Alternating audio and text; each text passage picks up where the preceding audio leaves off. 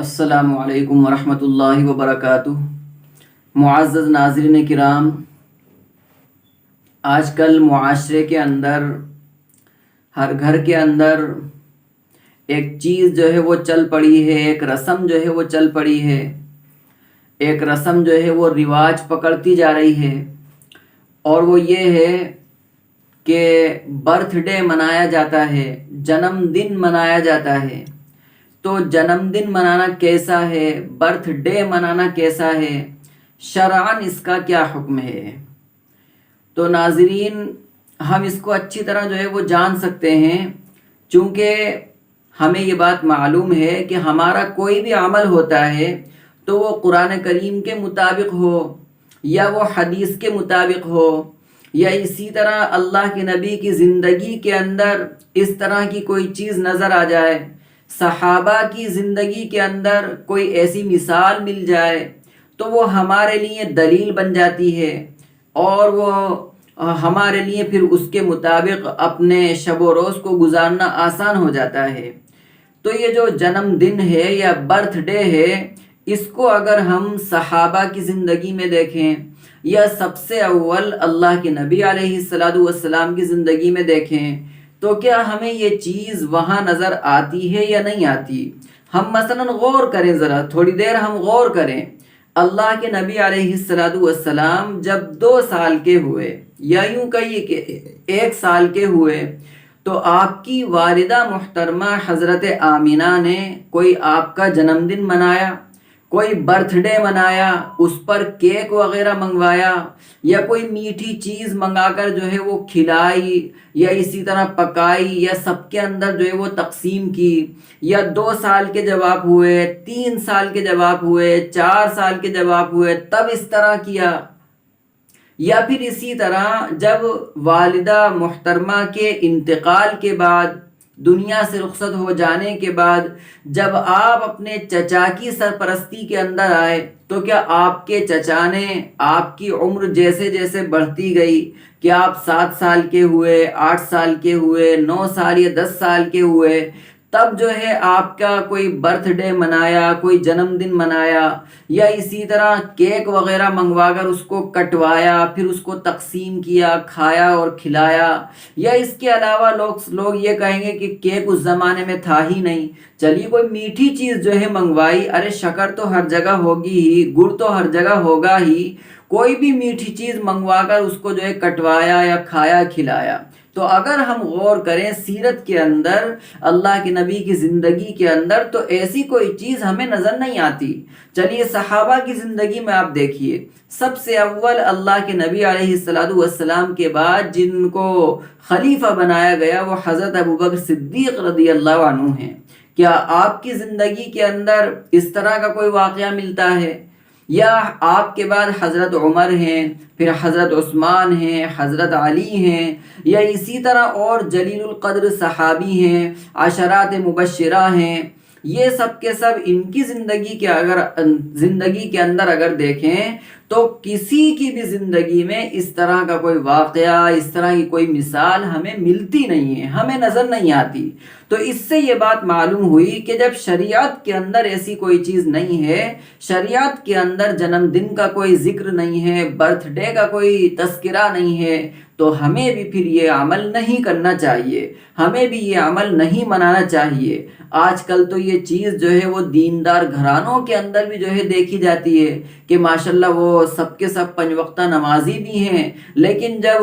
بچہ یا بچی یا بیٹا یا بیٹی 10 سال کے ہوئے یا 11 سال کے ہوئے یا 12 سال کے ہوئے تو اب باقاعدہ ان کا جنم دن منایا جا رہا ہے، برتھ ڈے ان کا منایا جا رہا ہے، کیک جو ہے ان کے سامنے رکھا جا رہا ہے، پھر اس کو جو ہے کاٹا جا رہا ہے، کاٹنے کے بعد خود کھایا جا رہا ہے، پھر کھلایا جا رہا ہے، یہ ساری چیزیں دیکھنے کو ملتی ہیں۔ تو میرے ان سبھی بھائیوں کو، میرے ان سبھی ساتھیوں کو اور میرے تمام مسلمان بھائی اور بہنوں کو یہ بات سوچنا چاہیے کہ ہمارا یہ عمل شریعت کے مطابق ہے یا نہیں ہے۔ اگر شریعت کے مطابق ہے تو کرنے میں کوئی مضائقہ نہیں ہے، کوئی حرج نہیں ہے، لیکن اگر شریعت کے مطابق نہیں ہے بلکہ شریعت کے مخالف ہے تو پھر ہمیں اس عمل کو چھوڑنا چاہیے، اس سے بالکل بچنا چاہیے، اجتناب کرنا چاہیے، پرہیز کرنا چاہیے۔ اور ایک بات اور اس میں ہم یہ سمجھیں کہ انسان یہ سمجھتا ہے کہ اس کی زندگی بڑھتی جا رہی ہے، اس کی عمر بڑھتی جا رہی ہے۔ مثلا وہ 25 سال کا تھا، تو اب جب وہ 26ویں سال کو پہنچا تو اب گھر والوں نے یہ سمجھا کہ ماشاءاللہ اب یہ 26 سال کا ہو گیا۔ لیکن آپ اس کو یوں بھی سمجھیں کہ اگر ایک انسان کی زندگی مثلا 40 سال کی وہ عمر لے کر آیا ہے خدا کے یہاں سے، اور 25 سال کا ہو گیا ہے، تو گھر والے تو یہ سمجھ رہے ہیں کہ اس کی عمر بڑھتی جا رہی ہے، لیکن حقیقتاً اگر ہم غور کریں تو اس کی عمر بڑھ نہیں رہی ہے، بلکہ وہ آخرت سے قریب ہوتا چلا جا رہا ہے، بلکہ وہ دنیاوی زندگی سے دور ہوتا چلا جا رہا ہے اور آخرت سے قریب ہوتا چلا جا رہا ہے۔ تو یہ زندگی بڑھی نہیں ہے بلکہ یہ تو گھٹی ہے۔ اس کو ہمیں اچھی طرح سوچنا چاہیے، اس کو ہمیں اچھی طرح سمجھنا چاہیے، اور اچھی طرح سمجھ کر جو ہمارے گھرانے کے اندر اس طرح ہو رہا ہے، یا معاشرے کے اندر اس طرح ہو رہا ہے، قبیلے برادری کے اندر اس طرح ہو رہا ہے، خاندان کے اندر ایسا ہو رہا ہے، یا دینی گھرانوں کے اندر بھی اگر ایسا ہو رہا ہے تو ان کو بھی سوچنا چاہیے، ان کو بھی جو ہے معلوم کرنا چاہیے۔ اگر شریعت کے مطابق ان کا عمل ہے بالکل کریں، اس میں کوئی روک ٹوک نہیں ہے، لیکن اگر شریعت کے خلاف ہے، قرآن حدیث کے خلاف ہے، کہیں اس کا ذکر نہیں ملتا، کہیں اس کا تذکرہ نہیں ملتا، تو پھر ان سبھی بھائیوں کو یہ عمل چھوڑ دینا چاہیے، کیونکہ جب وہ اس کو چھوڑ دیں گے تو گویا کہ ایک غلط طریقہ جو چل پڑا تھا اس کو ختم کرنے میں وہ معاون بنیں گے، اس کو ختم کرنے میں وہ مددگار ثابت ہوں گے۔ لیکن اگر جو ہے اس کو بڑھوتری دیتے جائیں گے، اس میں اضافہ کرتے چلے جائیں گے اور زیادہ سے زیادہ اس کو کرتے چلے جائیں گے، تو گویا کہ غلط طریقے کو ایجاد کرنے کے اندر یا غلط طریقے کو بڑھانے کے اندر وہ معاون بن رہے ہیں۔ اور قرآن کریم کے اندر ہے کہ بھلے کام کے اندر تعاون کرو، وَتَعَاوَنُوا عَلَى الْبِرِّ وَالتَّقْوَى، کہ نیکی کے کام کے اندر اور تقوی کے کام کے اندر تعاون کرو،